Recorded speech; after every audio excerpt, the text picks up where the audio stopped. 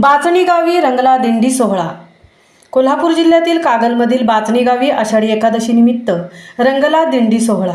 गावातील सर्व आबालवृद्ध या सोहळ्यात सहभागी झाले होते। सकाळी 7:30 ते दुपारी 2 पर्यंत रंगलेल्या या सोहळ्यात स्वामी समर्थ मंदिर, गणेश मंदिर, छत्रपती शिवाजी महाराज चौक, श्री वीरभद्र मंदिर ते विठ्ठल रुक्मिणी मंदिरापर्यंत उभे आडवे रिंगण घेत रथातून विठू माऊलीच्या वेशभूषेत असलेले विद्यार्थी तसेच डोक्यावर तुळस घेऊन सहभागी झालेल्या असंख्य महिला या दिंडीतील खास वैशिष्ट्य होते।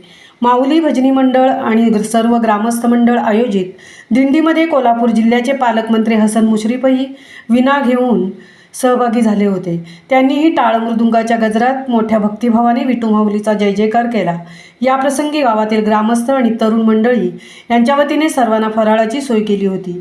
दिंडीचे नेटके नियोजन माऊली भजनी मंडळ संस्थापक शिवराम पाटील, अध्यक्ष भगवान पाटील, राजेंद्र सुतार, HB पाटील, रामचंद्र पाटील, विठ्ठल खामकर, मोहन काजवे, संतोष गुरव, अप्पासो पाटील, अंकुश हातकर, कृष्णात तिरुके, इंदुबाई पाटील, पूजा पाटील, प्राजक्ता तिरुके, प्रणिता तिरुके, शालन पवार, शशिकला पवार यांनी केले होते।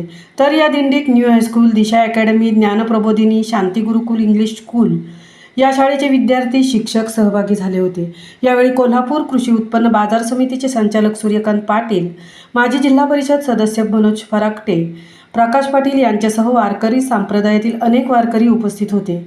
महामुंबईसह मिलिंद खारपाटील, कोल्हापूर।